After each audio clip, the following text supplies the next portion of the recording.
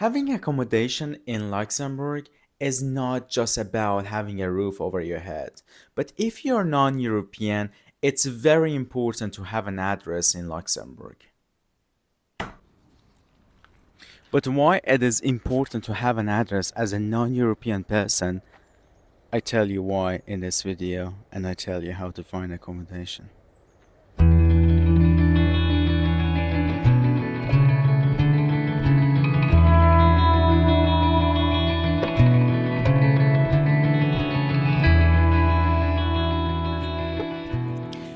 So, there are many reasons that you need an address in Luxembourg.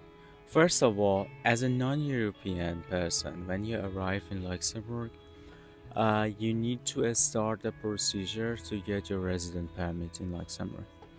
And the first thing you need to do is declaration of arrival, which you need to have a contract with a landlord with your address and your name in the contract, and take this contract to the municipality of the place that you're living and get the declaration of arrival. When you arrive in Luxembourg, one necessary thing is to open a bank account.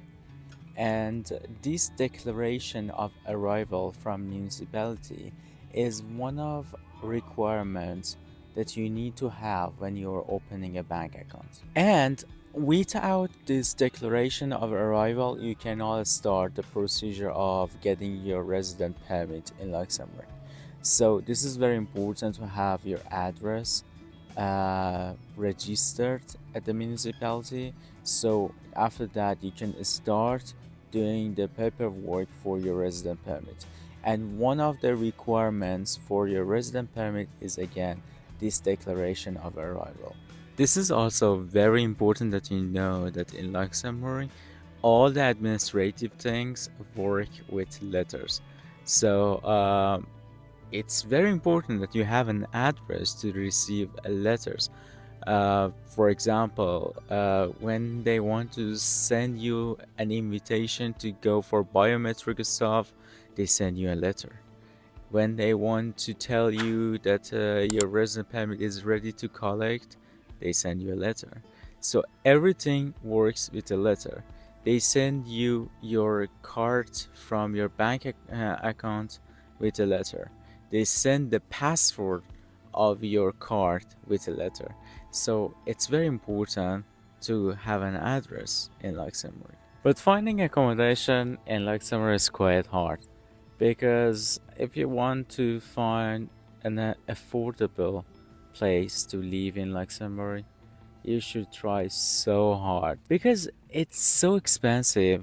And even if you are ready to pay that much of money for that place, they ask you to have a work contract. Well, normally if you are a student, you don't have a work contract. So that kind of become impossible for you to find accommodation even if you are willing to pay that much of money. But if you are a student, you have a higher chance to find accommodation which are specifically for students. For example, the best option that you can try is to contact university. University has so many accommodations reserved for students.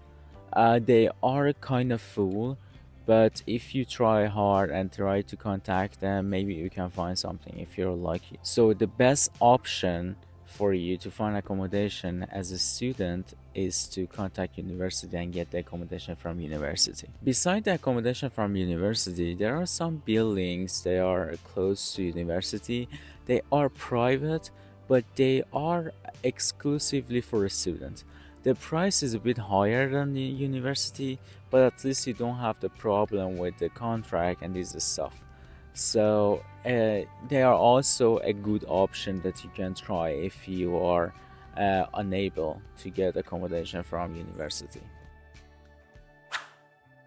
Apart from all these options that I just told you from university and those buildings, there are also municipalities that sometimes they provide accommodation for young people, specifically for students.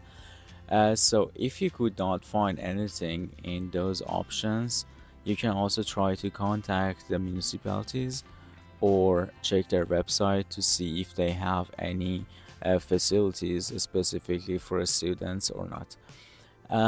They are cheaper than the university and they are very clean and I like them. I visited one of them and it was really perfect. But it is competitive to find one because they are cheaper, so people are really trying to get one of those. And it's so competitive, and I guess you also need to have an interview in the municipality to see if you are eligible or not. But the situation for me is a bit more complicated because I'm not a student anymore and I need to move out from the accommodation that the university gave to me in 1 month.